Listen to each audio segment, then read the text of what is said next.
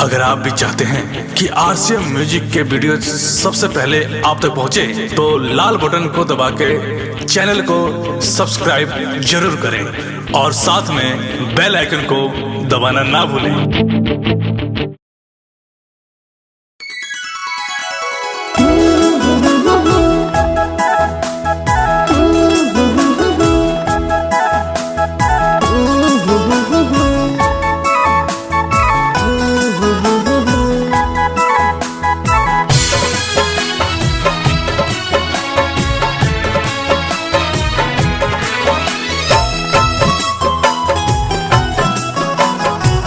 से छोड़ के गईलू तब से मोहन न लागे हम फोन करी त बंद बतावे दिहले रहलू जे नंबर। जब से छोड़ के गईलू तब से मोहन न लागे हम फोन करी त बंद बतावे दिहले रहलू जे नंबर। होई बेचैनी त खैनी खाई दिल के कबल मनाई दारू बीड़ी सिगरेट पी के अपन जान गवाई। पागला मर जाई पागला मर जाई पागला मर जाई पागला मर जाई।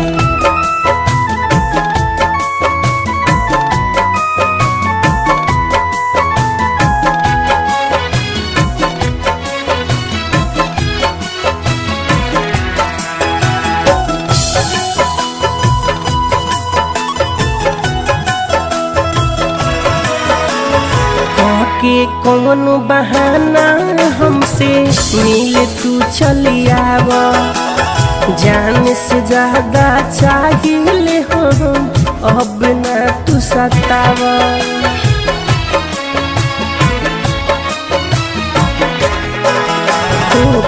के कौन बहाना हमसे मिल तू चली आव, जान से ज्यादा चाहिए हम अब ना तू सतावा। दिल के हमारा चिथड़ा चिथड़ा दिहलू तू उड़ाई रोइले तना लोर से हमारा बाल्टी भी भर जाई।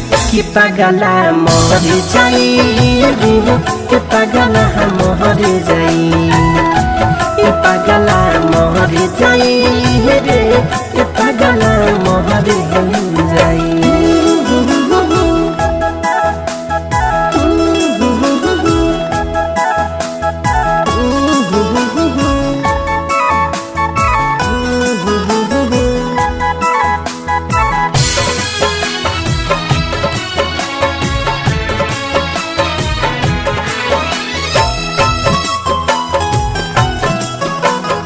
याद कर तू बचपन में जब खाते रहू मिठाई, आधा टुकड़ा तुर के हम तो तुहरा के खियाई।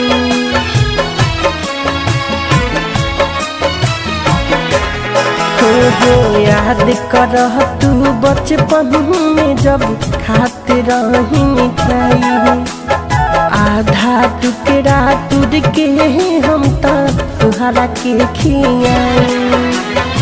मेरे मजोग समीठू मारा साला भूल से ना भूल पाई, दिहल बाडू हट के बीमारी हमारा के धाराई। कि पागला मर जाई पागला मर जाई पागला मर जाई पागला मर जाई।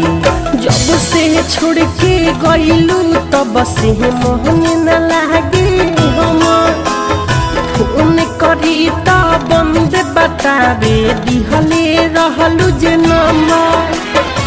होई बेचैनी त खैनी खाई दिल के कबल मनाई दारू बीड़ी सिगरेट पी के अपन जान गवाई।